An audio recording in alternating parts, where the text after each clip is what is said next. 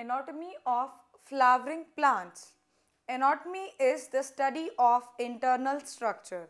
In this chapter, we will be learning internal structure as well as functional organization of higher plants, that is flowering plants.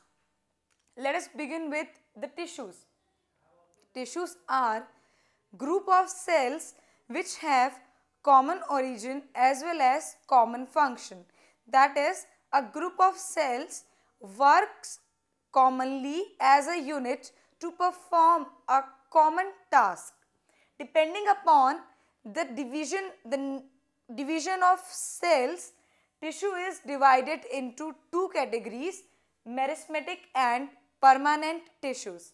Meristematic tissues have the ability to divide, whereas permanent tissues are mature, specialized tissues which lack the ability to further divide. Meristematic tissues, as I have told, they have active regions of cell division, and these regions are usually present on roots as well as shoots. That's why it leads to elongation of the plant, and hence it is known as apical meristem, and the left behind of apical meristem is known as auxiliary bud.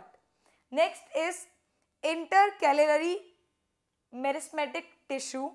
These are the tissues which are present between permanent tissues. This intercalary tissue is usually found in grasses, where they help in regenerating the lost parts, the parts which have been lost by grazing by animals. This apical meristem and intercalary meristem is primary meristematic tissue.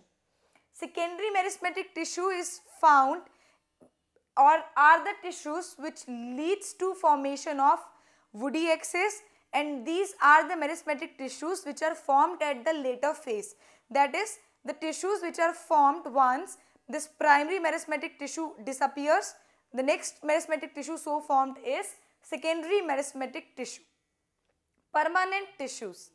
Permanent tissues are the tissues when initially cell division is taking place. After cell division, cells constitute to form tissues. These tissues then go into specialized functioning and they lose their capability to divide. This kind of mature tissues which have lost their capability to divide are known as permanent tissues.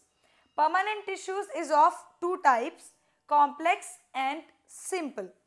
Simple permanent tissues are the tissues which are made up of only one type of cell. You can see in the diagram, these are parenchyma, collenchyma and sclerenchyma. Parenchyma, these are isodiametric in nature. They may be oval, spherical, and they are usually present in the inner lining of various organ or organ systems. Collenchyma, they are usually present below the epidermis in dicotyledonous plants, and they may appear as a homogeneous layer or present in patches. Sclerenchyma, these kind of tissues are long, narrow, tube-like structures having thick lignified cell walls, and usually these kind of cells and tissues are dead with no protoplasm. Sclerenchyma is further of two types: fibers and sclerites. Next is complex permanent tissues. Different type of cells constitute together to perform a common function forms complex permanent tissue. There are two type of tissues, xylem and phloem. Xylem is responsible for conducting the water and mineral from the roots across the plant body. It is made up of brachioids, vessels, xylem fiber and xylem parenchyma. Phloem. Phloem is long tube cylindrical structures which are responsible for the transfer of food from leaves to the other parts of the plant body. It is made up of sieve tube, companion cells, phloem fibers and phloem parenchyma.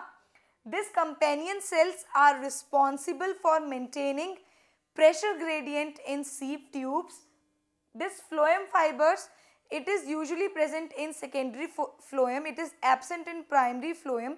In case of primary phloem, in initial stages, long narrow vessel-like structure is present which is known as protophloem, and as it grows, then this narrow structure becomes wide and it is known as metaphloem.